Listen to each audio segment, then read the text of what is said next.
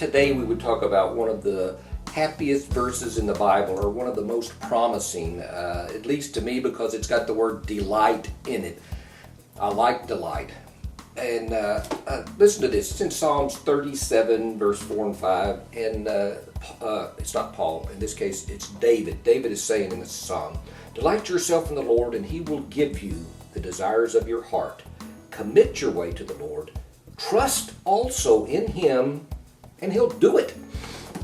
Delight yourself in the Lord, and he will give you the desires of your heart.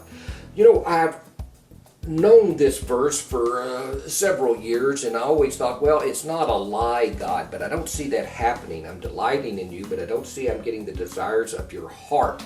And so I assume, well, of course, I must be desiring the wrong thing. When I look at the promise, though, what I realize is that what all children of God should realize, he's the best father you could ever imagine.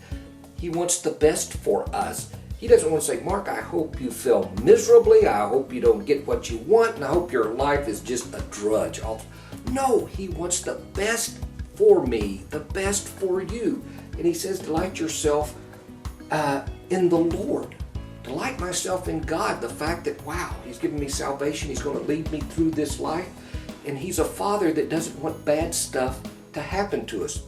So many of my desires have been for something in the earth, on earth, recognition, money, stuff like that. And God knows all, and he can see, I'm a father, and I can see that's bad for you, Mark. That's like giving a 3-year-old a stick of dynamite or something because he wants it to go boom.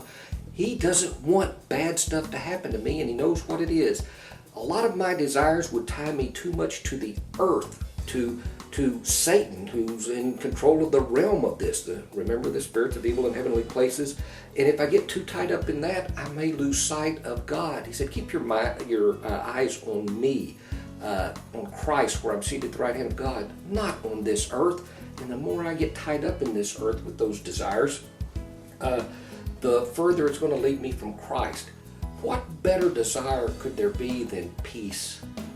Peace of heart, hope, guidance in the right direction, to know that the best is out there for me and that he has reserved a place in heaven for me. Those are desires that God knows, Mark, that's the best for you. I can use a person like that who realizes his vision is on me. I want the best. You look at me and you will get the best. And at the end of this, or close to the end of this same chapter, or Psalm 37, after saying, I'll give you the desires of your heart, Paul said, David, people, quit getting me off forgetting who said this. David says this, "The steps of a man are established by the Lord, and he delights in his way. When he falls, he will not be hurled headlong, because the Lord is the one who holds his hand." God said, delight in the Lord, and he'll give you the desires of your heart. And then he says down here, God delights in your way. The steps of a man are established by the Lord, and he delights in his way.